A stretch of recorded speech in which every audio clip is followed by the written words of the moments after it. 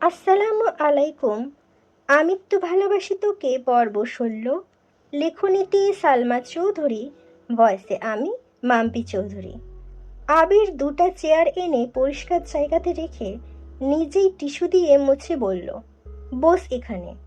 আবির ৩ plate fuchka order দিয়ে এসেছে। মেঘের মন খুশিতে ভরে গেছে। আবির ভাইয়ের সাথে এতটা সময় সে আজই প্রথম কাটাচ্ছে। এই অনুভূতিহীন মানুষটা এক কথায় ফুচকা খাওয়াতে রাজি হয়ে গেছে, এটা ভেবেই মেঘ অজান্তে হেসে ফেলল। আবির পাশের চেয়ারে বসতে বসতে চোয়াল শক্ত করে বলল, বেবুকুফের মতো হাসছিস কেন? আবিরের কথায় মেঘ কিছুটা ভ্যাবাচাকা খেল। ভনিতা ছাড়াই জবাব দিল, এমনি। ততক্ষণে ফুচকা চলে এসেছে। ৩ প্লেট ফুচকা দেখে মেঘ জিজ্ঞাসু দৃষ্টিতে তাকিয়ে বলে, এত ফুচকা কি আমাদের? আবির উদ্বেলিত ভঙ্গিতে বলে, শুধু তোর। এগুলো খাওয়ার পর মন চাইলে আরও নিতে পারিস। মেঘ আশ্চর্য নয়নে তাকিয়ে আছে। সহসা ২ অধরের মাঝে ফাঁকা হয়ে গেছে। মেঘের দিকে চেয়ে আবির কপাল গোটায়। বিরক্তি নিয়ে বলল, মুখটা বন্ধ করে খা। মেঘ প্রথম প্লেট হাতে নিয়ে চুপচাপ খাওয়া শুরু করলো। আবির বসে বসে ফোন চাপছে। মেঘ আগপাছ না দেখে ১ প্লেট ফুচকা কয়েক মুহূর্তে নির্বাণ করে ফেলল। দ্বিতীয় প্লেট হাতে নিয়ে আবির ভাইয়ের দিকে তাকালো। তারপর সচেতন কণ্ঠে প্রশ্ন করল, আবির ভাই, আপনি খাবেন না ফুচকা? আবির গুরুভার কণ্ঠে বলল, আমি এসব খাই না। মেঘ কোমল কণ্ঠে বলল, আজ একটু খেয়ে ফেলুন, অনেক সুস্বাদু। আবির ফোনের থেকে দৃষ্টি সরিয়ে মেঘের দিকে ক্ষুদ্র চোখে তাকালো। দাঁত খিচে বলল, তুই খাচ্ছিস কা, আমি খাবো না। মেঘের প্রেমানুভূতি এতটাই তীব্র যে আবিরের তপ্ত স্বরের কথাগুলো কানেই যাচ্ছে না। হাস্যোজ্জ্বল মুখে আবির ভাইয়ের দিকে চেয়ে আহ্লাদী কণ্ঠে বলল, একটা খান না প্লিজ। আবির তীক্ষ্ণ দৃষ্টিতে চাইল। আকস্মাৎ অভিব্যক্তি বদলে গেল আবিরের। খড়খড়ে কণ্ঠে বলল, দে। মেঘ তৎক্ষণাৎ প্লেট বাড়ালো আবির ভাইয়ের দিকে। আবির ভ্রুকুচকে বিরক্তি নিয়ে বলল, একটা ফুচকার জন্য আমি হাত নষ্ট করতে পারবো না, তুই খাইয়ে দে। মেঘ চোখ বড় করে তাকালো, জিভ দিয়ে ঠোঁট ভেজালো। মেঘের ডাগর ডাগর চোখে তাকানো দেখে আবির নিজের দৃষ্টি সংযত করে ফোনের দিকে তাকালো। মেঘ ধীর হস্তে ফুচকায় টক দিয়ে আলতো হাতে আবির ভাইয়ের মুখের সামনে ধরতেই আবির হাঁ করল। মেঘও ২ আঙুলে কোনো রকমে ফুচকা মুখে দিয়ে হাত সরালো দূরে, যেন আবির ভাইয়ের ছোঁয়ায় কারেন্টের শক খেয়েছে। ফুচকা মুখে পড়তেই আবির ভ্রুকুচকে চোখ বন্ধ করল, কোনো রকমে গিলল। দাঁত কিরমির করছে। দাঁতে দাঁত চেপে গম্ভীর কণ্ঠে বলল, উফ, কিভাবে খাস এত টক? মেঘ দাঁত বের করে হাসে, ঠাট্টার স্বরে বলে, এভাবেই। আবির দাঁতে দাঁত চেপে ধরে আছে, ক্ষুদ্র চোখে তাকিয়ে আছে অষ্টাদশীর পানে। কিছু বলতে চেয়েও বলছে না। হঠাৎ চোখ পড়ে দূরে। রাকিব দূর থেকে ফোন ধরে দাঁড়িয়ে আছে আর দাঁত কেলিয়ে হাসছে। আবির কপাল কুঁচকে তাকালো। মেঘের চেয়ারের পিছনে হাত দিয়ে ২ আঙুলে ইশারা দিল। সঙ্গে সঙ্গে ফোন পকেটে রেখে জায়গা ত্যাগ করল রাকিব। মেঘ আপন মনে ফুচকা খাচ্ছে। দ্বিতীয় প্লেটের শেষ ফুচকায় অতি সামান্য টক দিয়ে আবির ভাইয়ের দিকে তাকালো। আবির সঙ্গে সঙ্গে হুঙ্কার দিয়ে উঠল, আর খাবো না। মেঘ পল্লব ঝাপটে অধর নেড়ে বলল, একটা খাইতে নেই, এটা শেষ প্লিজ। আবির আগে থেকেই ভ্রু গুটিয়ে চোখ বন্ধ করে হাঁ করল। তবে এটাতে টক কম দেওয়ায় তেমন প্রভাব পড়েনি। কোনো রকমে খেয়ে নিল ফুচকাটা। একটু পানি খেয়ে মেঘের দিকে তাকিয়ে গম্ভীর কণ্ঠে শুধালো, একটা খেলে কি হয়? মেঘের ঠোঁটে ফুটে ওঠে রক্ত জবার নেই হাসি। তৎক্ষণাৎ হাসি থামিয়ে বলল, একটা খেলে পানিতে পড়ে যেতেন। আবির বোকার মতো চেয়ে আছে মেঘের দিকে। কয়েক মুহূর্ত পর দীর্ঘশ্বাস ফেলে বিরক্তি নিয়ে বলল, কি? কোত্থেকে শুনিস এসব আজগুবি কথাবার্তা? মেঘ বিজ্ঞের নেই মাথা দুলিয়ে বলল, আমার সোর্স আছে। মেঘ মাথা নুইয়ে মুচকি হাসে। আবির মেঘের কথা শুনে কপাল গোটায়, কণ্ঠ দ্বিগুণ ভারী করে আকস্মাৎ বলে ওঠে, আমি পানিতে পড়লে তো তুই সবচেয়ে খুশি হতিস। মেঘের উদ্বেলিত মনোভাব কমে আসে, সিক্ত চোখে তাকায় আবিরের দিকে। আবিরের নিরেট চোয়াল দেখেই মেঘ তটস্থ হয়ে সহসা চিবুক নামিয়ে মনে মনে বলে, আমি আপনাকে পানিতে পড়তে দিব না। আপনার কিছু হলে আমি কাকে নিয়ে স্বপ্ন দেখব? কে আমার স্বপ্নে রাজকুমার হবে? আবির চুপচাপ চেয়ার থেকে উঠে চলে যায়। মেঘ কিছুক্ষণ চিন্তা করার পর মুখ তুলে তাকিয়ে দেখে আবির ভাই নেই। পিছনে ঘুরে দেখলো আবির ভাই টাকা দিচ্ছেন। 1 মিনিটের মধ্যেই আবির এসে চেয়ারের হাতল ধরে দাঁড়িয়ে বলল, তোর খাওয়া শেষ হয়েছে? মেঘ মাথা নেড়ে হ্যাঁ বলল। আবির 2টা টিস্যু এগিয়ে দিল মেঘের দিকে। আবির খড়খড়ে কণ্ঠে বলল, চল তাহলে। মেঘ উঠে আবির ভাইয়ের পেছন পেছন হাঁটে। বাইকের কাছে গিয়ে আবির মেঘের দিকে তাকিয়ে একটা শপিং ব্যাগ এগিয়ে দেয়। মেঘ হাতে নিতে নিতে বলে, কি এখানে? মিম আর আদির জন্য নিয়েছি, জবাব দিল আবির। মনের ভেতরের মুগ্ধতা মেঘের ঠোঁটের কোণে ভেসে উঠল। আবির ভাইকে সে কখনো বলতেই পারতো না মিম আর আদির জন্য নেওয়ার জন্য। মেঘকে যে খাওয়াতে এসেছে এটাই অবাক কাণ্ড, আবার তাদের জন্যও নিচ্ছে। মেঘ বিড়বিড় করে বলল, বাহ আবির ভাই। আবির চোখ পাকিয়ে তাকালো, হালকা স্বরে ধমকে উঠল, এই মেঘ, উঠবি? মেঘ সঙ্গে সঙ্গে আবিরের দিকে তাকায়, স্বাভাবিক হয়ে উঠে বসে বাইকের ব্যাক সিটে। বাসার সামনে নামিয়ে দিয়ে আবির চলে যায়।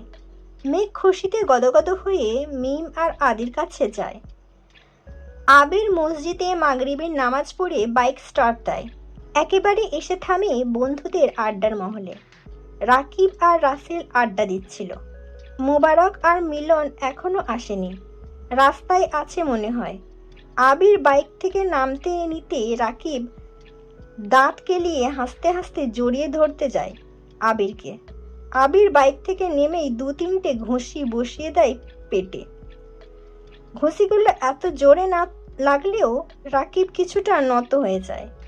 রাসেল বসা থেকে উঠে দাঁড়িয়ে আঁতকে উঠে বলে, কি হয়েছে তোদের?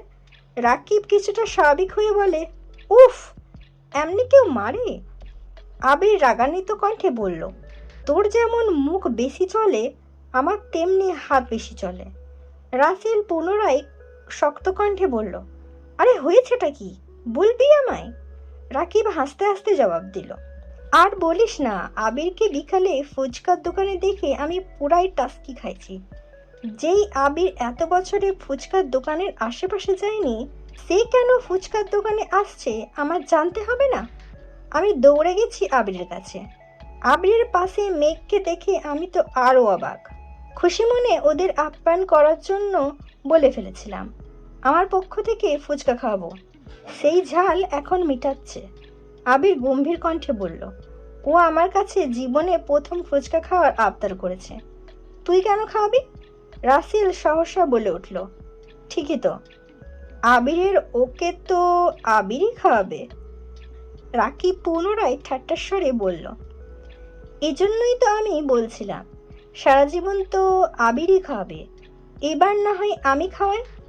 রাসেল ভ্রুকুচকে তাকিয়ে বলল, তুই কি এই কথা ওদের সামনে বলে ফেলেছিলি? রাকিব আবার বলল, একটু বলছি না, মানে আমার কি দোষ? উত্তেজনায় মেঘকে প্রথমে ভাবি বলে ফেলতে চাইছিলাম। রাসেল অবাক দৃষ্টিতে চেয়ে রইল রাকিবের দিকে, আকস্মাৎ বলে উঠল, ঠিকই আছে, আরও খা মায়ের। রাকিব আবিরের দিকে তাকিয়ে নাক টেনে কিছুটা আবেগী কণ্ঠে বলল, মাফ করে দে ভাই, মুখ ফুসকে আর কিছু বলবো না। আবির তীক্ষ্ণ দৃষ্টিতে তাকিয়ে রাগান্বিত কণ্ঠে বলল, মুখ ফুসকে বলেছিলি ভালো কথা, তুই আমাদের রোমান্টিক মুহূর্তে ব্যাগরা দিচ্ছিস কেন? আমি কি তোর প্রেমে কখনো ব্যাগরা দিয়েছি? রাকিব ভেঙচি কেটে বলল, আমারটা তো আর মেঘের মতো এত লক্ষ্মী না, আজ পর্যন্ত একটা ফুচকাও নিজের প্লেট থেকে দেয়নি, আমাকে বরং আমার প্লেট থেকে আরও নিয়ে নেয়। আবির তীক্ষ্ণ দৃষ্টিতে তাকায়।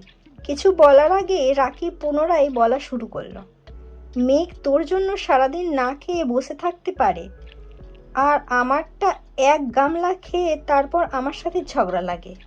যদি ঘুরতেও নিয়ে যাই, বাসা থেকে বের হয়ে সে আগে ফুচকা, চটপটি, হালিম খেয়ে নেয় একা একা, তারপর আমার সাথে দেখা করতে আসে। আমি যেখানে নিজে শান্তিতে প্রেম করতে পারি না, সেখানে তোকে কেমনে করতে দেয়? আবির কপাল গুটিয়ে ক্ষুদ্র চোখে তাকিয়ে আছে। রাসেল সাহসা বলে, রাকিব, কি করছিস তুই? রাকিব আবারও হাসি শুরু করলো। এবার হাসির মাত্রা দ্বিগুণ বেড়ে গেছে। হাসতে হাসতে বলল, রাসেল রে, তোকে তো একটা জিনিস দেখানোই হয়নি। আয় বস, একটা OMG জিনিস দেখাই তোকে। আবিরের দিকে তাকিয়ে পুনরায় দাঁত কেলিয়ে বলল, আয়, নিজের কুকীর্তি দেখে যা। তিন বন্ধু চেয়ার টেনে বসছে। এর মধ্যে মোবারক আর মিলনও এসেছে। পাঁচজনই চেয়ারের কাছাকাছি এসে বসেছে। আবির ভেবেছিল ছবি দেখাবে, তাই এতটা মনোযোগ দেয়নি। কিন্তু রাকিব একটা ভিডিও অন করলো। পেছন থেকে ভিডিও করেছে। মেঘের হিজাবের কারণে মুখটা তেমন ভাসেনি, কিন্তু আবিরের মুখের একপাশে স্পষ্ট বোঝা যাচ্ছে। মেঘ আবিরকে মুখে তুলে ফুচকা খাইয়ে দিচ্ছে। এতটুকু দেখেই মোবারক আর রাসেল চিৎকার দিয়ে ওঠে, আবির, তুই ফুচকা খাইছিস? মিলন তর্ককিত কণ্ঠে বলল, আবির, তুই এক মেয়ের পাশে বসে ফুচকা খাচ্ছিস, তাও মেয়ে খাইয়ে দিচ্ছে? রাসেল এবার হাস্যোজ্জ্বল মুখে বলল, এটা এক মেয়ে না রে, আবিরের জীবনের একমাত্র মেয়ে। মোবারক আবিরের দিকে চেয়ে সহসা বলে ওঠে, মেঘ নাকি নাম শুনেছিলাম, উনি কিসে? আবির শুধু ওপর নিচে মাথা নাড়ায়। মিলন অভিযোগের কণ্ঠে বলল, এটা আমি মানতে পারলাম না। সেদিনও তো তোকে কত জোর করলাম ফুচকা খেতে, চেপে ধরেও তোকে খাওয়ানো গেল না, আর আজ? রাকিব দাঁত কেলিয়ে হেসে বলল। মেঘ কিছু বললে আবির আবার না করতে পারে না। তিন বন্ধু অবাক চোখে তাকিয়ে রইল আবিরের দিকে। রাসেল সহসা বলে উঠল, তুই তো টক খাস না জীবনেও, ফুচকা কেমন খেলি? আবির মুচকি হেসে জবাব দিল, শুধু টক কেন, ও আমায় বিষ দিলে আমি বিষও চুপচাপ খেয়ে নেব। চার বন্ধু এবার বিস্ময়কর দৃষ্টিতে আবিরের দিকে তাকালো। কয়েক মুহূর্ত সবাই চাওয়াচাওয়ি করলো। মোবারক হাসি মুখে বলল, বিয়ে কবে খাচ্ছি বন্ধু? আবির ঠাট্টার স্বরে বলল, আর বিয়ে? মিলন কিছুটা চিন্তিত হয়ে বলল, কেন, কিছু হয়েছে? আবির কিছু বলার আগেই রাকিব হাসতে হাসতে বলে উঠল, সেদিন যদি মেঘ রাজি হইতো তাহলে আবির আজ বিবাহিত থাকতো। তার মধ্যে রাসেল বলে বসলো, তুই মেঘকে কবে প্রপোজ করলি, আর কবেই বা রিজেক্ট করলো শুনলাম না তো? আবির চোখ মুখ গোটালো, তীক্ষ্ণ দৃষ্টিতে চাইলো রাসেলের দিকে। রাকিব পুনরায় বলল, আরে দূর, প্রপোজ না। আবির মেঘকে বলেছিল, তুই পড়াশোনা না করলে বাদ দে, করতে হবে না তোর পড়াশোনা।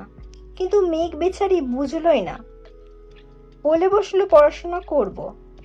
মিলন কিছুটা ভেবে বলল, পড়াশোনা না করলে কি করতি? আবির দাঁত খিচে বলল, পড়াশোনা করবে না বললে 1 ঘন্টার মধ্যে কাজিয়ে এনে বিয়ে করে ফেলতাম। রাসেল সশব্দে হেসে উঠল আর বলল, মেঘ যদি রাজি না হতো? আবির রাগান্বিত কণ্ঠে জবাব দিল, জোর করে বিয়ে করলে রাজি কি আবার? মিলন, মোবারক আর রাসেল এত বেশি জানে না। রাকিব আবিরের সবকিছু জানে। রাকিবের সাথে রাসেল চলাফেরা করায় রাসেল টুকটাক জানে।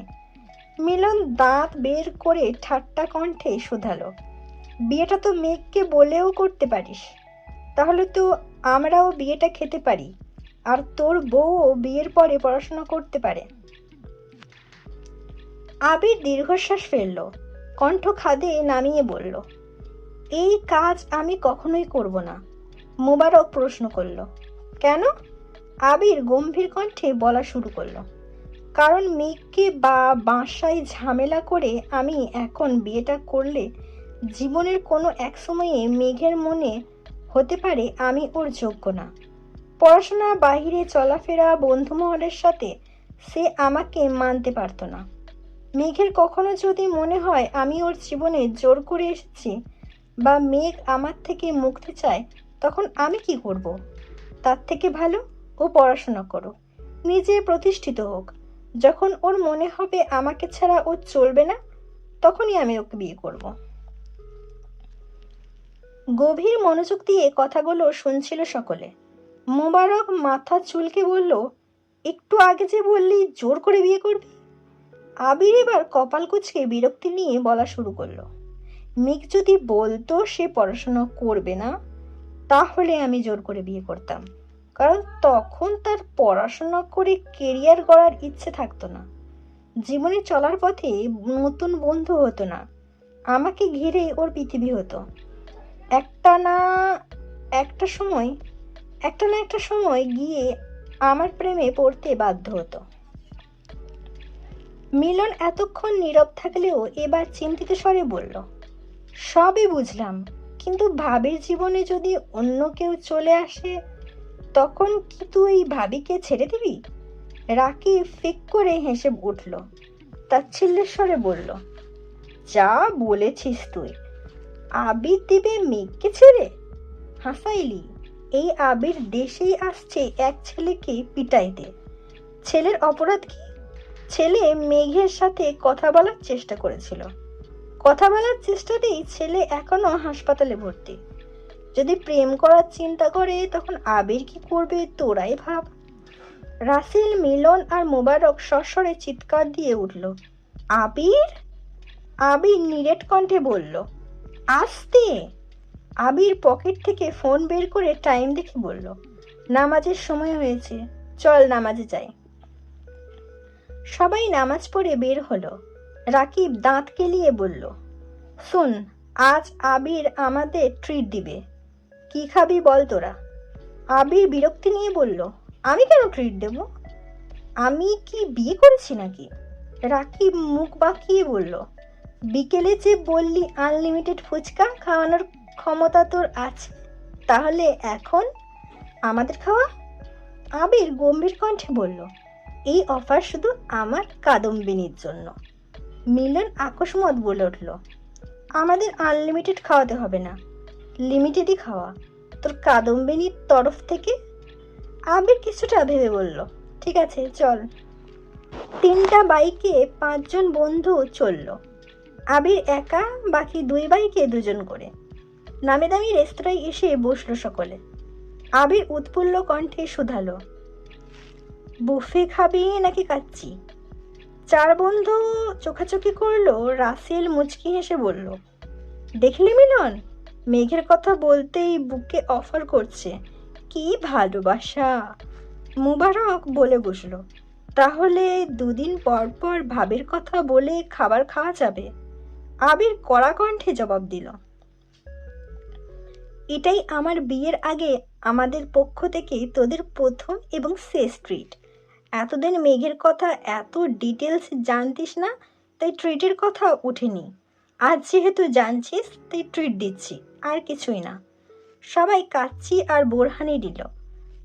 আবির ফোন বের করে টাইম দেখে তাড়াতাড়ি খাওয়া শেষ করলো। বাকি 4 বন্ধু এখনো খাচ্ছে। আবির হাত ধুয়ে টিস্যু দিয়ে হাত মুছতে মুছতে বলল, তোরা কি আর কিছু খাবি? কেন, চলে যাবি নাকি? রাকিব বলল। আবির মুচকি হেসে বলল, তোদের ভাবি আমার জন্য অপেক্ষা করছে। সবাই একসাথে বলে উঠল, আহ। লিমন অভিমানী সুরে বলল, বাহ বন্ধু বাহ, এক বাড়িতে প্রেম করে যা মজা নিচ্ছিস, এদিকে আমার সব কাজিনের বয়স 5 বছরেরও কম। কিছুটা বেদনায় আবির একগাল হেসে বলল, আর কিছু না খেলে বিল দিয়ে দিচ্ছি। সবাই বলল, আর কিছু খাবো না, দোয়া করি তোরা সুখী হ। আবির বিল পরিশোধ করে সবার থেকে বিদায় নিয়ে বাসার উদ্দেশ্যে রওনা দিয়েছে।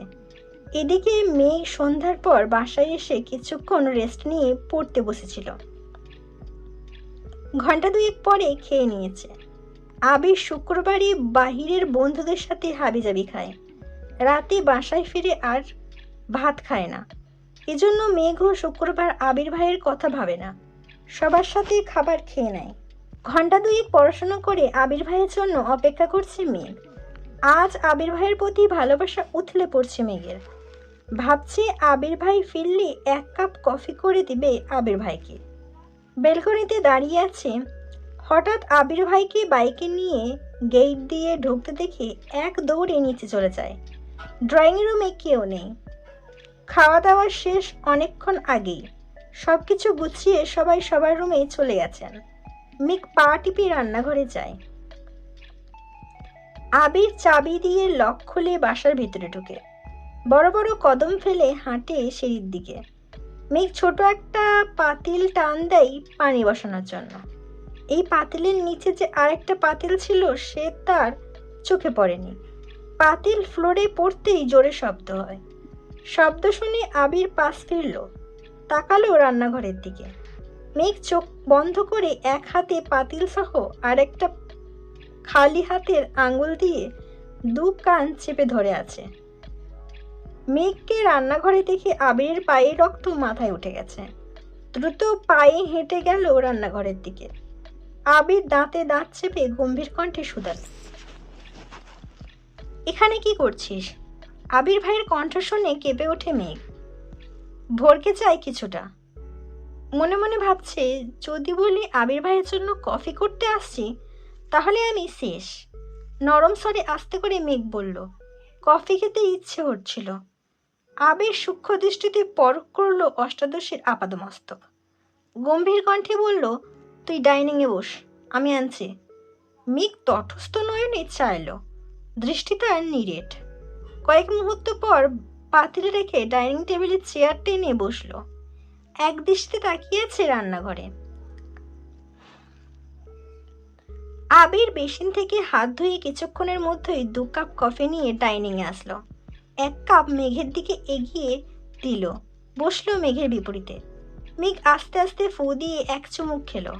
সঙ্গে সঙ্গে বিস্ময়কর চোখে তাকালো আবির ভাইয়ের দিকে। তারপর আরেক চুমুক দেয় কফিতে। আবির কফিতে 1 চুমুক দিয়ে মেঘের দিকে তাকিয়ে বলল, চিনি ঠিক আছে? মেঘ সহসা উপর নিচ মাথা নাড়ল। আবির ভ্রু নাচিয়ে শোধালো, তাহলে এভাবে তাকিয়ে আছিস কেন? মেঘ বিস্ময় কণ্ঠে বলল, আপনি এত ভালো কফি বানাতে পারেন? কিভাবে শিখেছেন? আবির নিরুদ্বেগ কণ্ঠে উত্তর দিল, বাইরে থাকলে এরকম অনেক কিছুই শিখতে হয়, পরিস্থিতিই শিখিয়ে দেয়। মেঘ কি বুঝলো কে জানে, একগাল হেসে বলল, থ্যাংক ইউ আবির ভাই। আকস্মাৎ আবিরের অভিব্যক্তি বদলে গেল। ভ্রু কুঁচকে ধমকের স্বরে বলে উঠল, বাড়িতে এতগুলো মানুষ আছে, সাথে একজন হেল্পিং হ্যান্ড থাকার পরও তুই রান্নাঘরে ঢুকলি কোন সাহসে? আবির ভাইয়ের ধমকে চমকে উঠল মেঘ। অক্ষি পল্লব কাঁপছে তিরতির, ঘামতে শুরু করেছে। ফ্যাল ফ্যাল করে তাকিয়ে আছে আবির ভাইয়ের দিকে। আবির দ্বিতীয়বার গম্ভীর কণ্ঠে বলল, দরকার হলে তোর জন্য আরও 2 জন হেল্পিং হ্যান্ড রাখবো, তারপরও তোকে যেন আগামী 3 মাস রান্নাঘরে পা দিতে না দেখি। কথা শেষ হওয়া মাত্রই হাতে কফির কাপ নিয়ে নিজের রুমের দিকে চলে গেল। মেঘ মানব মূর্তির ন্যায় চেয়ারে বসে রইল। এই ছিল আমৃত্যু ভালোবাসি তোকে পর্ব 16। পরবর্তী পর্ব নিয়ে খুব তাড়াতাড়ি হাজির হব। সুস্থ থাকবেন, ভালো রাখবেন, নিজের খেয়াল রাখবেন। আল্লাহ হাফিজ। আসসালামু আলাইকুম। আমৃত্যু ভালোবাসি তোকে পর্ব 17। লেখনীতে সালমা চৌধুরী, ভয়েসে আমি মাম্পি চৌধুরী। আবির গভীর রাতে মেঘের দরজায় ডাকছে। দরজা খোলাই ছিল, তারপরও উনি ঢুকছেন না। কণ্ঠ উঁচু করে বললেন, আসবো? মেঘ এক গাল হেসে তৎক্ষণাৎ উত্তর দিল, আমার রুমে আসতে আপনার অনুমতির প্রয়োজন নেই। আবির মেঘের মাথার কাছে বিছানায় বসে কোমল কণ্ঠে বলল, তুই এত কিউট কেন মেঘ? আবির ভাইয়ের আজগুবি কথা শুনে বিস্ময়কর চোখে তাকালো। বারান্দায় জ্বালানো লাল রঙের লাইটের আলোতে আবিরের মুখমণ্ডল টকটকে লাল বর্ণের হয়ে আছে। আবির কেমন করে চেয়ে আছে মেঘের দিকে। আবির ঠোঁট কামড়ে বলল, তোর এই ডাগর ডাগর চোখের চাউনি আমায় বারবার আহত করে। অভিমানী সেই কণ্ঠস্বর বারংবার আমাকে তোর প্রেমে পড়তে বাধ্য করে। তোর অকৃত্রিম হাসি আমার সারাদিনের ক্লান্তি নির্বাণ করে। মেঘ হাঁ করে তাকিয়েছে আবিরের দিকে। মুখ ফসকে বলে উঠল, আপনি আমায় ভালোবাসেন আবির ভাই? আবির সঙ্গে সঙ্গে বসা থেকে উঠে দাঁড়ালো। কিছু না বলেই চলে যাচ্ছে। মেঘ পেছন থেকে ডাকছে, আবির ভাই। আবির ফিরেও তাকাচ্ছে না। পুনরায় আবির ভাই চিৎকার দিয়ে উঠে বসলো বিছানায়। আশপাশে তাকিয়ে দেখে কোথাও আবির ভাই নেই। বারান্দার লাইটের আলোতে স্পষ্ট দেখা গেল রুমের দরজা বন্ধ। মেঘ বিস্ময় সমেত তাকিয়ে রইল দরজার পানে। ফ্যানের বাতাসে চুলগুলো উড়ে চোখে মুখে ঝাপটে পড়ছে। কয়েক মুহূর্ত লাগলো মেঘের বুঝতে যে এটা স্বপ্ন ছিল। মেঘ দীর্ঘশ্বাস ফেলল। দূর দূরান্ত থেকে আজানের শব্দ ভেসে আসছে। মেঘ মোবাইলটা হাতে নিয়ে টাইম দেখল। ফজরের ওয়াক্ত হয়ে গেছে। মেঘ ফোন থেকে আবির ভাইয়ের নামে সেভ করা ফাইলটা বের করে আবির ভাইয়ের ছবিগুলো দেখতে লাগলো। কিন্তু মেঘের মস্তিষ্ক জুড়ে মাত্র দেখা স্বপ্নটাই ঘুরছে। মেঘ বিড়বিড় করে বলে উঠল, স্বপ্নেও ভালোবাসি বললেন না? হিটলার তো হিটলারই। নামাজ পড়তে বসেছে মেঘ। ভোরবেলা থেকেই গুড়ি গুড়ি বৃষ্টি পড়ছে। ঠান্ডা ঠান্ডা আবহাওয়া। পড়ার থেকেও মাথায় দুষ্টুমি ঘুরছে বেশি। তারপরও জোর করে 1-2 ঘন্টা পরে খাবার টেবিলে আসলো প্রতিদিনের মতো। আবির একেবারেই পরিপাটি হয়ে নামছে সিঁড়ি দিয়ে। তা দেখতে মেঘ ঘাড় ঘুরিয়ে তাকিয়ে মুচকি হাসল। মনে পড়ে গেল ভোর রাতে স্বপ্নের কথা। ফিটফাট আবির ভাইকে দেখে নিল আপাত মস্তক। একটা কালো শার্ট, হাত তার কোণে পর্যন্ত ওঠানো, হাতে একটা ব্লেজার, প্যান্টটাও একই রঙের, চোখে কালো সানগ্লাস। ঘড়ি পড়তে পড়তে নিচে নামছেন। দ্রুত পায়ে এগিয়ে আসলেন ডাইনিংয়ের দিকে। মেঘ তখনও অভিভূতির ন্যায় চেয়ে আছে আবির ভাইয়ের পানে আর গুনগুন করে গান গাইছে, কালো সানগ্লাসটাই কেন এত সুখ, হে যুবক দৃষ্টিতে যেন সে রাজপুতিন, খুন হয়ে যাই আমি প্রতিদিন, নাম ধাম জানি সাথে তার সব কিছু, তবুও নিলাম আমি তার পিছু। আবির কাছাকাছি এসে সানগ্লাস খুলে কপাল গোটালো, কিন্তু মেঘের হুঁশ নেই। আবির গলা খাকারি দিয়ে উঠল, কি হয়েছে তোর? মেঘ একটু নড়ে চড়ে উঠল। গান থামিয়ে কণ্ঠ খাদে নামিয়ে জবাব দিল, ব্লেজার পরলে আপনাকে কেমন লাগবে সেটাই ভাবছি। আবির পুনরায় সানগ্লাস চোখে দিল। কোনই পর্যন্ত তোলা হাত নামিয়ে সঙ্গে সঙ্গে ব্লেজার পরে নিল। মেঘ উচ্চস্বরে বলে উঠল, মাশাআল্লাহ, কারো নজর না লেগে যায়। অকস্মাৎ মেঘ চেয়ার থেকে উঠে আবির ভাইয়ের কাছে গিয়ে দাঁড়ায়। আবির ভুরু কুঁচকে চাইল। মেঘ সহসা আবিরের ডান হাতের কনিষ্ঠ আঙুলে হালকা করে কামড় দেয়। আবির নির্বাক চোখে তাকিয়ে অষ্টাদশীর কাণ্ড দেখছে। 1 সেকেন্ডের মধ্যে মেঘ দূরে সরে গিয়ে চেয়ারে বসে পড়ে। নিজের কর্মকাণ্ডের প্রতি এখন নিজেই রাগ হচ্ছে। আবির ভাই কিভাবে রিয়্যাক্ট করবে আল্লাহ জানেন। মনে মনে ভীত হচ্ছে অষ্টাদশী। আবির স্বাভাবিকভাবে হেঁটে মেঘের বিপরীতে বসতে বসতে গম্ভীর কণ্ঠে প্রশ্ন করল, সুন্দর লাগলেই বুঝি ছেলেদের আঙুল কামড়ে দিস তুই? মেঘ চমকে উঠে তাকায় আবির ভাইয়ের দিকে। সঙ্গে সঙ্গে মাথা নাড়ে ডানে বামে। অভিমানী স্বরে বলে ওঠে, মিম ছাড়া আর কারো আঙুলে কামড় দেয় না। আবির কিছু বলার আগেই হালিমা খান খাবার নিয়ে হাজির হলেন। একগাল হেসে বললেন, কি ব্যাপার, 2 ভাই বোন আজ গল্প করছে নাকি? আবিরকে দেখে পুনরায় বললেন, মাশাআল্লাহ, তোকে খুব ভালো লাগছে। ততক্ষণে আস্তে আস্তে সবাই খাবার টেবিলে আসতে শুরু করেছে। ইকবাল খান এসে আবিরকে দেখেই বলে উঠলেন, মাশাআল্লাহ আবির, তোকে তো অনেক সুন্দর লাগছে। এতদিনে তোকে সিইও মনে হচ্ছে। তোর লুকেই আজকের মিটিং জমে যাবে। আলী আহমেদ খান ও ছোট করে বললেন, মাশাআল্লাহ। মোজাম্মেল খান চেয়ারে বসতে বসতে বললেন, ভাইজান, আবিরকে বলা দরকার না কথাটা? আলী আহমেদ খান এক সেকেন্ড থেমে বলে উঠলেন, ও হ্যাঁ, আমার তো মনেই ছিল না। আবির নীরের কণ্ঠে প্রশ্ন করল, কি হয়েছে? আলী আহমেদ খান সহসা বললেন, তোকে একটু রাজশাহী যেতে হবে 4-5 দিনের জন্য। আবির 2 আঙুল দিয়ে কপালে আলতো করে ছুঁয়েছে, সাথে এক পলক মেঘকেও দেখে নিয়েছে।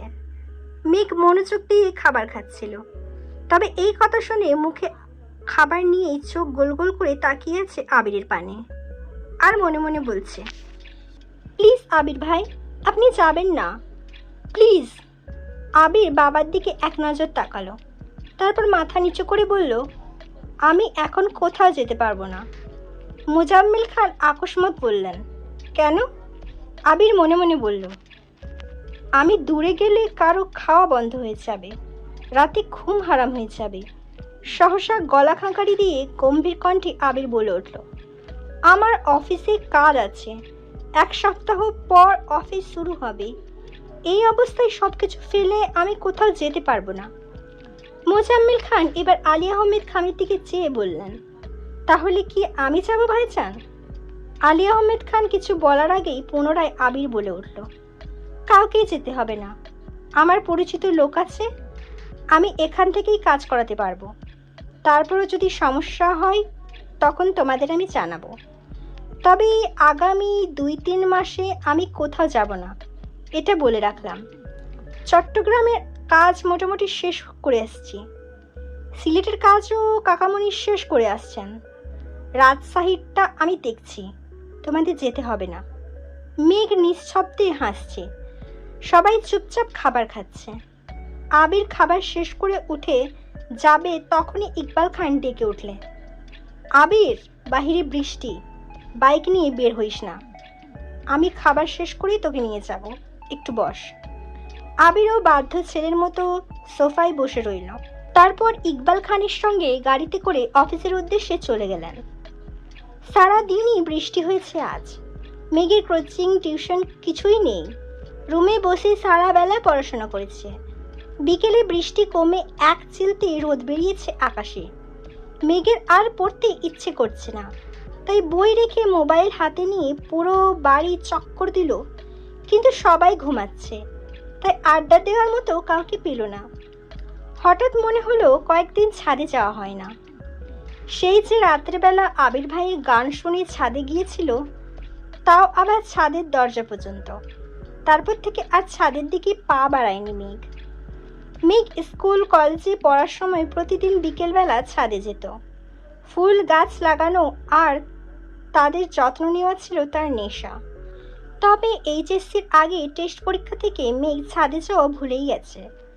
টিউশন কোচিং শেষ করে বাসায় ফিরতে ফিরতে সন্ধ্যার পর হয়ে যেত, আর সন্ধ্যার পর ছাদে যাওয়ার মতো এত সাহস অষ্টাদশীর নেই। সেই থেকেই গাছের যত্ন ছেড়ে দিয়েছে, গাছরাও অযত্ন অবহেলায় মরে গেছে। তখন থেকে মেঘ আর ছাদে যায় না। মেঘ গুটি গুটি পায়ে সিঁড়ি দিয়ে উঠল ছাদে। ছাদের গেট খুলতেই চোখ ছানা বড়া হলো অষ্টাদশীর। ছাদের যতটা অংশ চোখে পড়েছে পুরোটাই গাছে ভর্তি। মেঘ পা বাড়ালো ছাদের দিকে। সম্পূর্ণ ছাদ পরিষ্কার করে তাতে 3 সারি গাছের টব রাখা। এক কর্নারে শুধু ফলের গাছ, বাকি সবটাই ফুল গাছে ভরপুর। নয়নতারা, বেশ কয়েক রঙের গোলাপি গাছ, পর্তুলিকার গাছ, তবে বিকেল বেলাতেই ফুল নেই। কাঠগোলাপের গাছ, জিনিয়া, অপরাজিতা, রঙ্গন থেকে শুরু করে কত কত ফুলের গাছ, আর অধিকাংশ গাছের বা ফুলের নামই জানে না মেঘ। মেঘ নিজেকে নিজে প্রশ্ন করছে, এত গাছ কে আনলো? তানভীর ভাইয়া তো জীবনেও ছাদে আসে না, তাহলে কি আবির ভাই? সহসা মেঘের চোখে মুখে উজ্জ্বলতা ফুটে উঠল। ছাদ ভর্তি এত গাছগাছালি দেখে মেঘের ভীষণ ভালো লাগছে। সবটা ছাদ ঘুরে দেখলেও সারাদিন বৃষ্টি থামায় পানি দেওয়ার প্রয়োজন হলো না। 20 থেকে 30টা ছবিও তুলেছে ফুলের আর গাছের। ততক্ষণে সূর্য ডুবতে শুরু করেছে। গোধূলি আলোতে ফুলের মুগ্ধতা দেখে মেঘ লোভ সামলাতে না পেরে একটা গোলাপ ফুল ছিঁড়ে নিয়েছে। এতদিন পর নিজের বাড়ির ছাদে এত এত ফুল গাছ আর ফুলের সমাহার দেখে আবেশিত হয়ে পড়েছে মেঘ। এদিকে আবির করিডর দিয়ে নিজের রুমের দিকে আসছিল। আবির মেঘকে দেখে ঠায় দাঁড়িয়ে পড়ল সেখানে। এদিকে মেঘ আপন মনে ফুলের গন্ধ শুকছে আর হাঁটছে। আশেপাশে বা সামনে কেউ আছে কিনা তাতে তার কোনো মনোযোগ নেই। হঠাৎ আবিরের প্রশস্ত বুকের সঙ্গে ধাক্কা খেল মেঘ।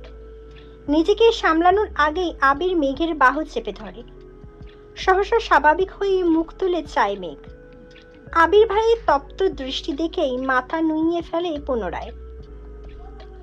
আবির বাহু চেপে ধরে দ্বিগুণ ভারী কণ্ঠে ধমকে ওঠে, ফুল ছিঁড়েছিস কেন?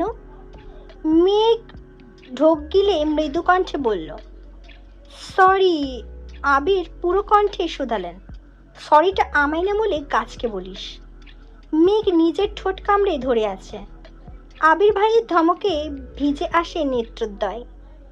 আবির মেঘের বাহু ছেড়ে দেয়। সঙ্গে সঙ্গে মেঘ চলে যেতে নেয়। আবির পুনরায় নিরেট কণ্ঠে ডেকে উঠল, শোন। মেঘ ওইখানেই দাঁড়িয়ে পড়েছে। কাঁদো কাঁদো কণ্ঠে উত্তর দিল, জি। আবির এবার কিছুটা স্বাভাবিক কণ্ঠে বলে উঠল, সময় পেলে গাছগুলোর একটু যত্ন নিস, এগুলো তোরই। মেঘ এবার বিস্ময়কর দৃষ্টিতে তাকায় আবিরের দিকে। নিষ্পলক তার দৃষ্টি, চোখ টলমল করছে পূর্বের জমা পানিতে। অধঃস্বরে আছে কিছুটা দূরে। কয়েক মুহূর্ত পর উত্তেজিত কণ্ঠে শুধালো, আমার? আবির পূর্বের অভিব্যক্তি বজায় রেখে জবাব দিলেন, হ্যাঁ, তোর নাকি ফুলের গাছ অনেক পছন্দ, তাই এনে দিলাম। এখন যত্ন নেওয়ার দায়িত্ব তোর। আর হ্যাঁ, গাছের যত্ন নিতে গিয়ে দুনিয়া ভুলে যাস না জানো।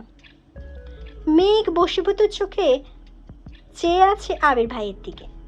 আবিরও এবার সরাসরি চোখ রাখে মেঘের চোখের মুখে। দুফোঁটা অশ্রুর দাগ হয়ে গেছে। সম্পূর্ণ গাল টকটকে লাল হয়ে আছে। গালের মাঝে একটা গাঢ় কালো রঙের তিল জলজল করছে। আবিরের দুর্ভদ্র দৃষ্টি দেখে নিজের দৃষ্টি সংযত করল মেঘ। কোমল কণ্ঠে বলল, থ্যাংক ইউ আবির ভাই। আবির কিছু বলার আগেই পুনরায় মেঘ প্রশ্ন করল, আজ এত তাড়াতাড়ি চলে আসলেন যে? আবির উত্তর দিল, একটু পর আবার বের হব। অষ্টাদশী পল্লল ঝাপটে আবির ভাইয়ের দিকে চেয়ে প্রশ্ন করল, কফি খাবেন আবির ভাই? আবির খড়খড়ে কণ্ঠে শুধালো, গত রাতে কি বলেছি তোকে মনে নেই? মেঘ মাথা নিচু করে কণ্ঠ খাদে নামিয়ে বলল, অন্য কাউকে বলি করে দিতে। আবির কণ্ঠ দ্বিগুণ ভারী করে জবাব দিল, লাগবে না, তুই রুমে যা। মেঘও আর কথা বাড়ালো না, চুপচাপ রুমে চলে গেল। রুমে শুয়ে শুয়ে বিকেলে তোলা ছবিগুলো দেখছিল। মেঘ সেখান থেকে কয়েকটা ছবি আপলোড দিল ফেসবুকে। স্পেশাল গিফট সাথে কয়েকটা লাভ ইমোজি দিল ক্যাপশনে। সন্ধ্যার পর মেঘ পড়তে বসেছে। কিছুক্ষণ পরই ফোনে কল বেজে উঠল।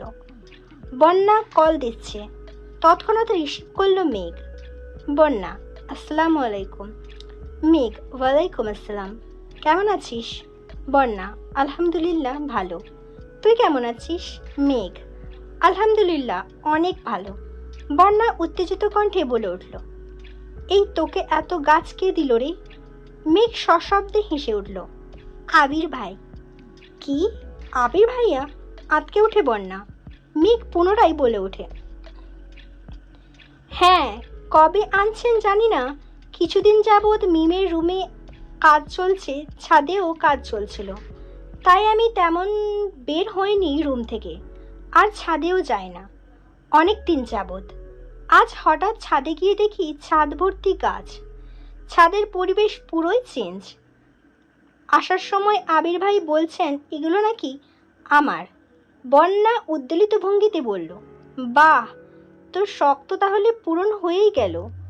তুই তো খুব করে চাইতি তো ছাদ ভরা গাছ হোক, যেদিকেই তাকাবি শুধু গাছ আর গাছ থাকবে। দেখলি তো, আল্লাহ তোর ইচ্ছে পূরণ করেছেন।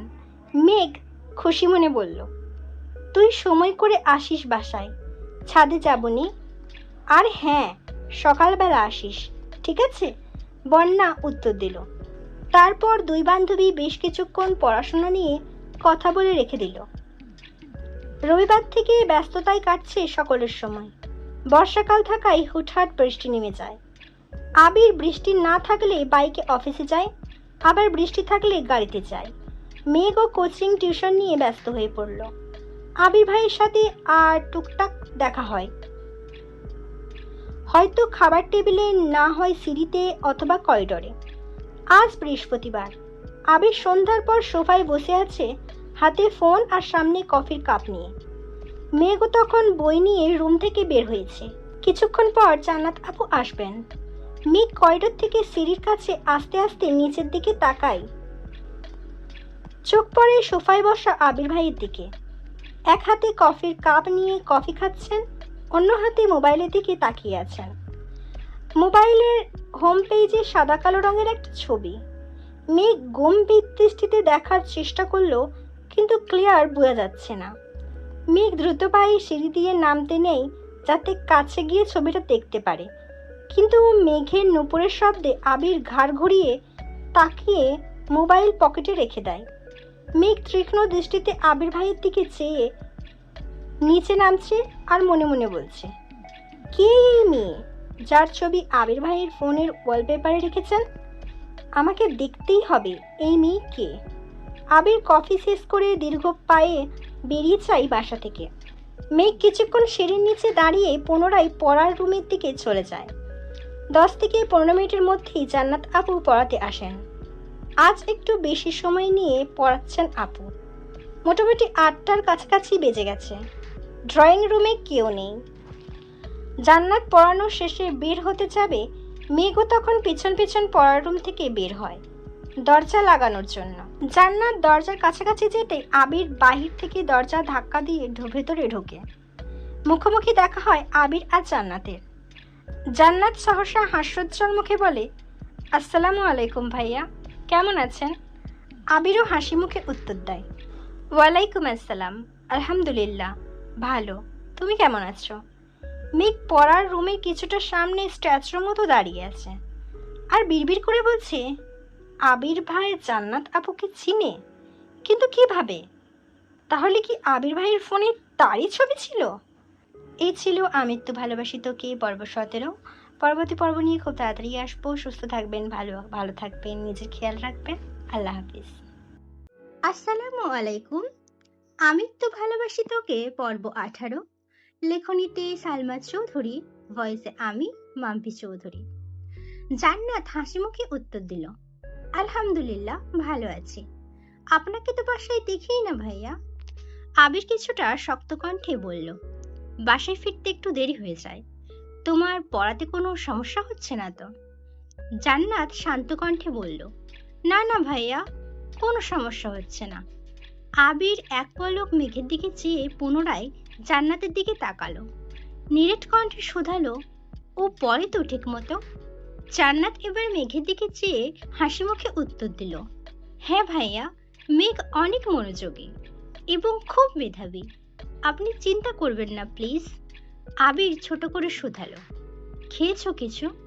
বসো, খাবার খেয়ে যেও।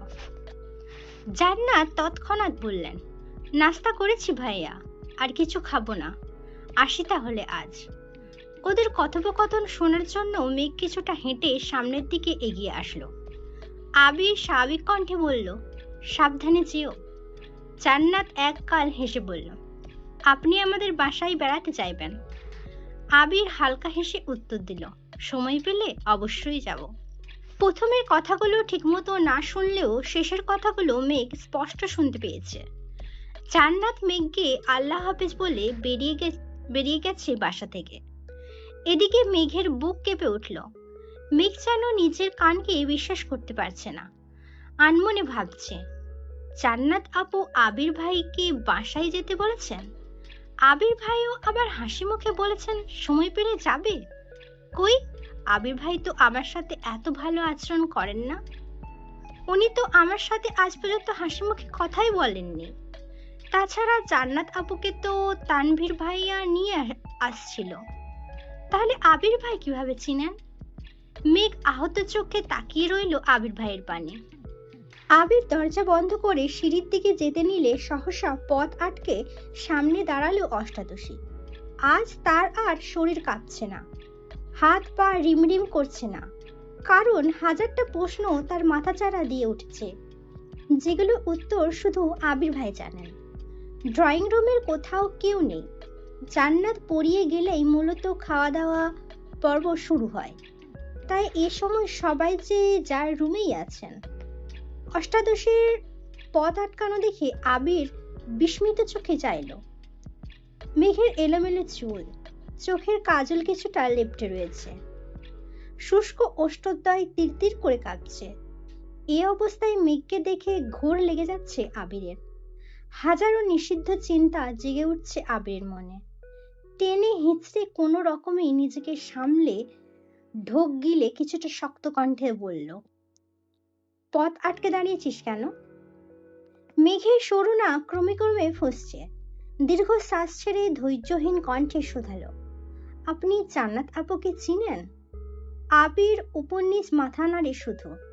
মেঘ দ্বিতীয়বার গম্ভীর কণ্ঠে বলল, ওনাকে আপনি কিভাবে চিনেন? আবির রাশভারী কণ্ঠে বলল, পরিচিত। মেঘ ভেতর ভেতর ক্ষিপ্ত হলো।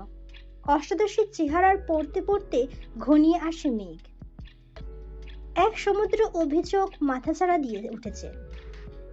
একে গায়ের রং ফর্সা, তার উপর রাগে গাল দুটো লাল হয়ে যাচ্ছে মেঘের। দেখে মনে হচ্ছে টোকা দিলেই গাল বেয়ে রক্ত পড়বে।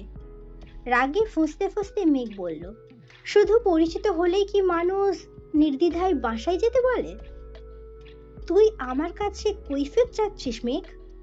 চেল্লাই শক্ত করে প্রশ্ন করল আবির। মেঘ আজ আবিরের শক্ত কণ্ঠ শুনে আঁতকে উঠছে না, কারণ অষ্টাদশীর আজ মাত্রাতিরিক্ত রাগ হচ্ছে। অতিরিক্ত রাগলে মানুষের বোধশক্তি হারিয়ে যায়। তাছাড়া মেয়ে মানুষের রাগ তো লিমিট ছাড়া। যখন রাগ হয় তখন দুনিয়ার কোনো কিছু দিয়েও শান্ত করানো যায় না, যতক্ষণ না নিজে থেকে শান্ত হয়। মেঘের নাকের টঙ্কায় ঘাম জমে আছে, কপাল ঘামতে শুরু করেছে ধীরে ধীরে। নিস্তব্ধ হয়ে দাঁড়িয়ে রইল অষ্টাদশী। কয়েক মুহূর্ত পর নিরেট শক্ত কণ্ঠে শোধালো, আপনি ওনার বাসায় যাবেন? আবির তীক্ষ্ণ দৃষ্টিতে চেয়ে রইল। গুরুভার কণ্ঠে বলল, প্রয়োজন হলে যাব। মেঘ চোখ গোল গোল করে চাইল। মনের ভেতর হাজারটা প্রশ্ন ছুটছে এদিক সেদিক। মেঘের নীরবতা দেখে আবির গুরুভার কণ্ঠে জবাব দিল, তোকে আপাতত এসব নিয়ে ভাবতে হবে না, পড়াশোনায় মনোযোগ দে। তুই এখনো অনেক ছোট, সময় হলে সব জানতে পারবি। মেঘ দীর্ঘশ্বাস ফেলে রাগান্বিত কণ্ঠে বলা শুরু করলো, আপনার যা খুশি করতে পারেন, যা খুশি বলতে পারেন, তাতে কিছু হয় না। আমি কিছু বলতে গেলেই ছোট, বয়স হয়নি এরকম করেন। আবির দাঁতে দাঁত চেপে গম্ভীর কণ্ঠে বলল, মেঘ আস্তে কথা বল, বাড়ির মানুষ শুনবে। তাছাড়া জান্নাতের ব্যাপারে আমি আপাতত কোনো কথা বলতে যাচ্ছি না। মেঘ রাগে ফুঁসতে ফুঁসতে বলল, তা কেন বলবেন? আপনার যত রাগ আর তেজ তো শুধু আমার উপরেই দেখান। কোথাকার কোন রাস্তার মেয়ের জন্য আপনার এত দরদ? আবিরের চোখ লাল হয়ে গেছে, দাঁত কটমট করছে, কণ্ঠ তিনগুণ ভারী করে ধমকে উঠল, জান্নাত কোথাকার কোনো মেয়ে না, ওকে সম্মান দিয়ে কথা বলবি। ফার্দার যদি তোকে রাস্তার মেয়ে বলিস তাহলে এর ফল ভালো হবে না, বলে রাখলাম। তৎক্ষণাৎ মেঘের অভিব্যক্তি বদলে গেল। সহসা মনে পড়ে গেল আবির ভাইয়ের ফোনে দেখা ওয়ালপেপারের ছবিটার কথা। তার মানে কি আবির ভাইয়ের প্রিয়তমা? আর কিছু ভাবতে পারছে না মেঘ। চোখের সর্ষে ফুল দেখছে, হৃদয় ভেঙে খণ্ড খণ্ড হয়ে যাচ্ছে। আবির কিছু একটা বলতে যাবে, তার আগেই মেঘ শক্ত কণ্ঠে বলে উঠল, আপনি কি ওনাকে ভালোবা? এতটুকু বলার পরই আবির ডান হাতে মেঘের বাম গালে শক্তপোক্ত চড় বসিয়ে দিল। অকস্মাৎ মেঘের মুখ বন্ধ হয়ে গেল, কথাটা শেষও করতে পারল না। মেঘের সমগ্র পৃথিবী ঘুরছে, বিপুল চোখে চেয়ে আছে আবিরের দিকে। স্তব্ধ হয়ে ঠাঁই দাঁড়িয়ে রইল সেখানে। একটা বারের জন্য গালে হাত লাগালো না, অনুভূতিটা যেন বিলীন হয়ে গেল। রক্তাভ চক্ষুদ্দয় আবির ভাইয়ের চোখে নির্বন্ধ। আবির ভীষণ চটে গেছে, ডান হাতে নিজের চুল মুষ্টিবদ্ধ করে ধরল। রাগান্বিত কণ্ঠে বলল, যা বুঝার তা বুঝিস না, আজাইরা বিষয় নিয়ে পড়ে থাকিস। মেঘ নির্বাক চোখে তাকিয়ে আছে আবির ভাইয়ের দিকে। আবির সঙ্গে সঙ্গে পা পিছিয়ে ঘুরে গেল। দরজার পাশের দেওয়ালে সবেগে ঘুষি বসিয়ে দিল। তা দেখে কেঁপে ওঠে অষ্টাদশী। বাম হাত দিয়ে মেইন গেট খুলে বেরিয়ে গেল বাসা থেকে। মেঘ ঠায় দাঁড়িয়ে আছে সেখানে। দীর্ঘ সময় পর চোখ বেয়ে গড়িয়ে পড়ে দুফোঁটা অশ্রু। ততক্ষণে মালিহা খান বেরিয়ে আসলেন রুম থেকে। মালিহা মেঘকে দরজামুখী দাঁড়িয়ে থাকতে দেখে প্রশ্ন করলেন, কি রে, এভাবে দাঁড়িয়ে আছিস কেন? ক্ষুধা লাগছে? মেঘ কিছুটা নড়ে উঠল। বড় আম্মুর দিকে না ঘুরেই শীতল কণ্ঠে বলল, না। তারপর পড়ার রুম থেকে বইগুলো নিয়ে সিঁড়ি দিয়ে উঠতে লাগলো। আকলিমা খান মেঘকে যেতে দেখে ডাকলেন, মেঘ, খাবি না? মেঘ গম্ভীর কণ্ঠে বলল, ক্ষুধা নেই। মেঘ রুমে এসে হাতের বই খাতাগুলো ছুঁড়ে ফেলে দেয় বিছানায়। তারপর দরজা আটকে নিজেও বিছানায় লুটিয়ে পড়ে। মেঘের বুক ভেঙে আসে আকাশসম কষ্টে। চোখ বেয়ে অনর্গল নোনা জল গড়িয়ে পড়ছে। নিজেকে সান্ত্বনা দেওয়ার কোনো ভাষা নেই অষ্টাদশীর। যে আবির ভাইয়ের থাপ্পড়ের ভয়ে গত একটা মাস আবির ভাইয়ের চোখে চোখ রেখে কথা বলেনি, আবির ভাই যা বলেছে চুপচাপ মেনে নিয়েছে, নিজের রাগ, জেদ আর অভিমান আবির ভাইয়ের পদতলে চাপা দিয়ে দিয়েছিল, সেই আবির ভাই কিনা 1 মাস হওয়ার আগেই তাকে থাপ্পড় মারলো, তাও আবার কোথাকার কোন মেয়ের জন্য? এত শক্ত পক্ত চড়ে এখনো মুখের বাম পাশে ব্যথা করছে মেঘের। শোয়া থেকে উঠে আয়নার সামনে দাঁড়ালো। বাম গালে 5 আঙুলের দাগ হয়ে গেছে, রক্তবর্ণের সেই পাংশু। নিজের বিধ্বস্ত দৃষ্টতা দেখে আটকে ওঠে মেঘ। মুখমণ্ডলের ন্যায় অষ্টাদশীর কোমল হৃদয়টাকেও চূর্ণ বিচ্ছিন্ন করে ফেলেছেন অনুভূতিহীন কাঠখোট্টা আবির ভাই। মেঘ আয়নার দিকে তাকিয়ে রইল কয়েক মুহূর্ত। আনমনে কি ভাবছে কে জানে। যে অষ্টাদশীর মনটাকে কাঁচের ভাঙা গ্লাসের মতো হাজারো টুকরোতে পরিণত করেছে, কোথায় সে দুরূহ পুরুষ? আবির বাসা থেকে বেরিয়ে বাইক স্টার্ট দিল। কি কাগজ নিতে এসেছিল সেসব ভুলে গেল। স্পিডে বাইক চালিয়ে আসলো নিজের অফিসে। কোনো দিক না তাকিয়ে সোজা নিজের রুমে চলে গেল। কিছুক্ষণ পর রাসেল একজন স্টাফকে জিজ্ঞেস করলো, আবির স্যার কি এখনো আসেনি? স্টাফ সঙ্গে সঙ্গে উত্তর দিল, স্যার তো কিছুক্ষণ আগেই চলে এসেছেন। কি বলো, আবির আসছে অথচ আমায় ফাইল দিল না? নিশ্চিন্ত স্বরে বলল রাসেল। তৎক্ষণাৎ হাঁটা দেয় আবিরের রুমের দিকে। আবিরের রুমের দরজা ধাক্কা দিতেই চোখে পড়ল বিধ্বস্ত রুম। যেন কিছুক্ষণের জন্য ঘূর্ণিঝড় বয়ে গেছে এই রুমটার উপর দিয়ে। হেলমেট ভেঙে পড়ে আছে ফ্লোরে, কাগজপত্র ছড়িয়ে ছিটিয়ে পড়ে আছে সম্পূর্ণ রুমে। সেগুলো এলোমেলো উড়ছে ফ্যানের বাতাসে। চেয়ার পড়ে গেছে কাত হয়ে। আবিরকে দেখা গেল না। আবিরকে দেখার জন্য রাসেল দরজায় দাঁড়িয়েই উকি দিল ভেতরে। জানালার পাশের দেওয়ালে আবির অহিতেচ্ছা অনবরত ডান হাতে ঘুষি দিয়েই যাচ্ছে। বিস্ময় চোখে চাইল রাসেল। 1 সেকেন্ড দেরি না করে ছুটে গেল আবির কাছে। চেষ্টা করলো আবিরকে থামানোর, কিন্তু ব্যর্থ হলো। 6 ফুট লম্বা, শক্তিশালী, সুঠাম দেহি আবির সাথে 5 ফিট 7 ইঞ্চির লম্বা রাসেলের শক্তি কোনো মতেই কুলালো না। চেষ্টায় ব্যর্থ হওয়ায় দরজা পর্যন্ত দৌড়ে যায়। রাসেল আর চিৎকার দিয়ে ডাকে, রাকিব, এদিকে আয়। ভয়ঙ্কর সেই পুরুষালী চিৎকারের শব্দে রাকিব সহসা দৌড়ে আসে। সাথে ছুটে আসে অফিসের কিছু স্টাফ আর কিছু কর্মচারী। রাকিব আর রাসেল টেনে হিঁচড়ে আবিরকে দেয়াল থেকে দূরে সরিয়ে আনলো। আবির চোখে মুখে ক্রোধ স্পষ্ট প্রতীয়মান হচ্ছে। শ্যামবর্ণের মুখবিবর পরিবর্তন হলো ঘুটঘুটে আধারে। উস্কো খুস্কো চুলগুলো এলোমেলো হয়ে আছে। ঘামে ভেজা কপালে লেপ্টে আছে সামনের দিকে চুলগুলো। পরনে সাদা শার্ট ঘামে ভিজে লেপ্টে আছে গায়ের সাথে। রুমে ফুল স্পিডে ফ্যান চলছে, সাথে এসি অন থাকা সত্ত্বেও আবিরকে দেখে মনে হচ্ছে সবেমাত্র 40 ডিগ্রি সেলসিয়াস তাপমাত্রায় ফুটবল খেলে এসেছে। রাকিব মাটিতে কাত করা চেয়ারটা এক হাতে তুলে আবিরকে জোর করে বসালো। আবিরের হাতের দিকে চাইলো। নিরবিচ্ছিন্ন ঘুষির কারণে আঙুলের হাতের কয়েক জায়গায় কেটে রক্ত পড়ছে। রাকিব তৎক্ষণাৎ ঘাড় ঘুরিয়ে তাকালো দেওয়ালে। সাদা রঙের দেওয়ালের কিছুটা অংশ বেয়ে রক্ত গড়িয়ে পড়ছে ফ্লোরে। রাকিব আটকে ওঠে, এক প্রকার চিৎকার দিয়ে বলল, রাসেল, ফার্স্ট এড বক্সের বের কর তাড়াতাড়ি।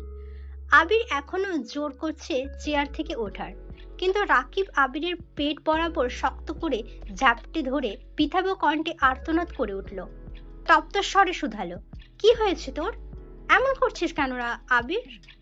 আবির সহসা চিৎকার দিয়ে বলল, ছাড় আমাকে। আবিরের রুষ্ট কণ্ঠের চিৎকারে কিছুটা নড়ে উঠল রাকিব, কিন্তু তারপরও ছাড়ল না। পুনরায় শক্ত কণ্ঠে বলল, কেন পাগলামো করছিস আবির? রাগটা একটু কম কর প্লিজ। কি হয়েছে বল আমায়। আবির দ্বিতীয়বার চেয়ার থেকে ওঠার চেষ্টা করে, কিন্তু এবার রাকিব আর একটু শক্ত করে আবিরকে চেপে ধরে। নিরেট কণ্ঠে বলল, মাথা ঠান্ডা কর আবির। আবির ব্যর্থ হয়ে বসে পড়ল চেয়ারে। আবিরের রক্তবর্ণের চোখ বেড়ে গড়িয়ে পড়ল ক্রোধ মিশ্রিত এক ফোঁটা জল। রাসেল ফার্স্ট এইড বক্স নিয়ে আসছে। দরজায় দাঁড়ালো একজন প্রশ্ন করছে, কি হয়েছে স্যার? কি হয়েছে স্যারের? কোনো সমস্যা স্যার? আবির তাদের প্রশ্ন বিরক্ত হয়ে অগ্নিদৃষ্টিতে চাইল। সঙ্গে সঙ্গে নীরব হয়ে গেল জনতা। রাকিব রাসেলের দিকে চেয়ে শান্ত কণ্ঠে বলল, তুই সবাইকে নিয়ে ওই দিকে যা, আমি আছি আবিরের সাথে। রাসেল চিন্তিত স্বরে বলল, কোনো প্রয়োজন হলে ডাকিস আমায়। রাকিব শুধু মাথা দোলালো। রাসেল এক সেকেন্ড দেরি না করে সবাইকে নিয়ে যার যার কাজে চলে গেল। আবির চলন্ত ফ্যানের দিকে মুখ তুলে চেয়ে আছে। সবাই চলে যাওয়ার পর রাকিব গম্ভীর কণ্ঠে বলল, দেখ হাতটার কি অবস্থা করেছিস। আবির এক পলক হাতের দিকে চেয়ে ক্রোধিত কণ্ঠে বলল, আমি মস্ত বড় ভুল অপরাধ করে ফেলেছি রাকিব। সেই অপরাধের কাছে আমার হাত কিছুই না। রাকিব কিছুটা চিন্তিত কণ্ঠে বলল, কি হয়েছে? কি করেছিস তুই? আবিরের কণ্ঠস্বর ভিজে আসছে। পুনরায় দুফোঁটা পানি গড়িয়ে পড়ল গাল বেয়ে। শীতল কণ্ঠে জবাব দিল, আমি এই ভুল পুনরায় করে ফেলেছি। রাকিব আটকে উঠে শুধালো, কি? তুই মেঘকে মেরেছিস? আবির দীর্ঘশ্বাস ফেলে শুধু। রাকিবের বুঝতে বাকি নেই যে আবির মেঘকে মারার ক্রোধে নিজেকে আহত করছে। ভ্রু গুটিয়ে রাকিব বলল, কেন মেরেছিস? দীর্ঘশ্বাস ছেড়ে আবির বলল, আমায় জান্নাতের সাথে কথা বলতে দেখে মেঘের মাথায় রক্ত উঠে গেছে। যা তা উল্টোপাল্টা বলা শুরু করেছে। আমি রাগ কন্ট্রোল করতে পারিনি। কি বলছিস আবির? জান্নাতের জন্য তুই মেঘকে মারলি? অবাক চোখে তাকিয়ে আছে রাকিব। আমি মেঘকে মারতে চাইনি, বিশ্বাস কর। ও এক পর্যায়ে প্রশ্ন করে বসলো, আমি জান্নাতকে ভালোবাসি কিনা। এ কথাটা সহ্য করতে পারিনি। রাকিব তপ্তর দৃষ্টিতে চেয়ে রইল। আবির বাম হাত দিয়ে কপাল থেকে চুলগুলো সরিয়ে মনোকষ্টে শুধালো, আমি এখন কি করব রাকিব? রাকিব দীর্ঘশ্বাস ফেলে বারবার কিছুটা ভেবে বলল, দেখ, এখন তো মেঘ আগের মতো নেই। এখন তো মেঘও তোর প্রতি পজিটিভ। এজন্যই তো আজকে এভাবে রিয়াক্ট করেছে। আমার মনে হয় না যে এই থাপ্পড়ের জন্য ও কথা বন্ধ করবে। আবির খড়খড়ে কণ্ঠে উত্তর দিল, তুই তো জানিস মেঘ খুব জেদি। এটাই আমার একমাত্র ভয়ের কারণ। ও যদি একবার জেদ করে বলে আমার সাথে কথা বলবে না, তাহলে এই জীবনে আর কোনোদিনও কথা বলবে না। রাকিব কপাল গুটিয়ে প্রশ্ন করল, বাই দ্য ওয়ে, কয়টা থাপ্পড় দিয়েছিস? আবির তপ্তস্বরে বলল, একটা। রাকিব স্বাভাবিক কণ্ঠে বলল, তুই চিন্তা করিস না, কিছু হবে না। জান্নাতকে নিয়ে কিছু ভাবছিস? মেঘ কি আর পড়তে চাইবে ওর কাছে? আবির গম্ভীর কণ্ঠে জবাব দিল, দুদিন পর পর ওর জন্য টিচার কোথা থেকে খুঁজবো আমি? ওকে জান্নাতের কাছেই পড়তে হবে। রাকিব কোমল কণ্ঠে বলল, আচ্ছা সেসব পরে দেখা যাবে, এখন চল হাসপাতালে যাই একটু। আবির তীক্ষ্ণ দৃষ্টিতে চেয়ে বলল, হাসপাতালে যাব না। রাকিব স্বাভাবিক কণ্ঠে বলল, এতটা কেটেছে, কোনো সমস্যা হয় যদি? ডাক্তার দেখালে ভালো হইতো না? আবির সংকটজনক স্বরে উত্তর দিল, এটা আমার শাস্তি। রাকিব খুব ভালো করে জানে আবিরকে জোর করলে ভালো হবে না, তাই আর জোর করেনি। রাকিব চিন্তিত স্বরে বলল, এখন কি বাসায় যাবি? দিয়ে আসবো তোকে? আবির এক পলক তাকালো দেওয়ালে লাগানো ঘড়ির দিকে। 10টা বাজতেছে। গম্ভীর কণ্ঠে জবাব দিলেন, কি করব বুঝতে পারছি না। মেঘের মুখোমুখি হওয়ার মতো সাহস পাচ্ছি না আমি। রাকিব জানালার দিকে চেয়ে বলল, বাহিরে তো বৃষ্টি, একটু ওয়েট কর তাহলে, বৃষ্টি কমলে আমি দিয়ে আসবো নে। আবির পকেট থেকে ফোন বের করে তানভীরকে কল করলো। প্রথমবারে রিসিভ হলো কল। তানভীর কল রিসিভ করে সালাম দিল। আবির সালামের উত্তর দিয়ে গম্ভীর কণ্ঠে প্রশ্ন করলেন, কোথায় তুই? তানভীর স্বাভাবিকভাবে উত্তর দিল, আমি তো পার্টি অফিসে। কেন ভাইয়া? আবির নিরেট কণ্ঠে জবাব দিল, এমনি। তানভীর চিন্তিত স্বরে বলল, কোনো সমস্যা ভাইয়া? তোমার কণ্ঠ এমন শোনাচ্ছে কেন? আবির গলা খাঁকারি দিয়ে কিছুটা স্বাভাবিক কণ্ঠে বলল, কোনো সমস্যা নেই, তুই কাজ কর, রাখছি। কল কেটে মোবাইল পকেটে রেখে বাম হাত কপালের উপর রেখে চেয়ারে হেলান দিল। রাকিবও আর কিছু বলল না, চুপচাপ রুম থেকে বেরিয়ে গেল। এদিকে মেয়ে কিছুক্ষণ আয়নার সামনে নিঃশব্দে দাঁড়িয়ে থাকে। বাইরে বিদ্যুৎ চমকাচ্ছে, সাথে গুড়ি গুড়ি বৃষ্টি পড়ছে। বারান্দার দরজা দিয়ে আসা শীতল হাওয়ায় কেঁপে উঠল অষ্টাদশী। আয়না থেকে দৃষ্টি সরিয়ে ব্যালকনির দিকে তাকালো। ধীর গতিতে হেঁটে গেল ব্যালকনিতে। গ্রিল ধরে দাঁড়িয়ে তাকিয়ে আছে দূরের ল্যাম্পপোস্টের আলোর দিকে। ক্ষণে ক্ষণে বৃষ্টির মাত্রা বাড়ছে। বাতাসের সাথে বৃষ্টির ছিটেফোঁটা পড়ছে মেঘের চোখে মুখে। আজ আর হাত বাড়িয়ে বৃষ্টি ছোঁয়ার চেষ্টা করেনি অষ্টাদশী। বেশ কিছুক্ষণ দাঁড়িয়ে রইল ব্যালকনিতে। হঠাৎ ভেতরটা ছটফটিয়ে ওঠে। নিজের ভেতরে থাকা এক আকাশ সম অভিযোগ কাউকে বলতে ইচ্ছে করছে মেঘের। বৃষ্টির পানি আপন গতিতে পৃথিবীর বুকে লুটিয়ে পড়ছে। তা দেখে মেঘেরও ইচ্ছে করছে মনের মধ্যে পুষে রাখা চাপা কথাগুলো খোলা আকাশের নিচে দাঁড়িয়ে সৃষ্টিকর্তাকে জানাতে। কষ্ট শেয়ার করলে নাকি মন হালকা হয়। যেই অষ্টাদশী গত 17 বছরে রাতের বেলা একা ছাদে যায়নি, সেই অষ্টাদশী আজ রাত 9টার পর একা ছাদে চলে গেছে। ছাদে পা দিতেই ভারী বর্ষণে কয়েক সেকেন্ডে ভিজে যায় অষ্টাদশীর সর্বাঙ্গ। হাত খোপা করা চুলগুলো খুলে যায় সহসা।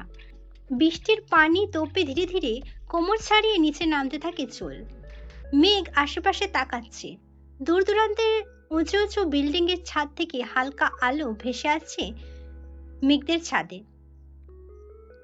লাইটের আলোর প্রভাবে গাছ ভর্তি ছাদের এদিক সেদিক গাছের পাতা, গাছের ছায়া পড়ে আছে।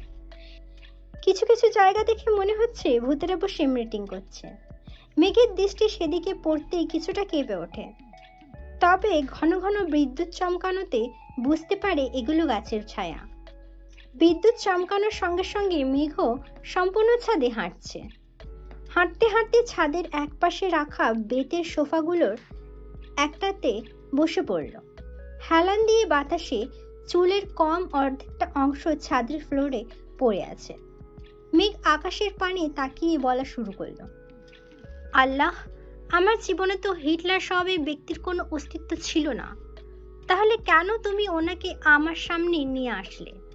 এই অনুভূতিহীন মানুষটা কেন আমার জীবনের সাথে জড়িয়েছে? উনি কি অন্য কাউকেই ভালোবাসেন? তাহলে আমায় কেন ওনার প্রতি দুর্বল বানিয়েছ? আমি এখন কি করব? একসাথে প্রশ্নগুলো করে কয়েক মুহূর্ত নীরব থাকে।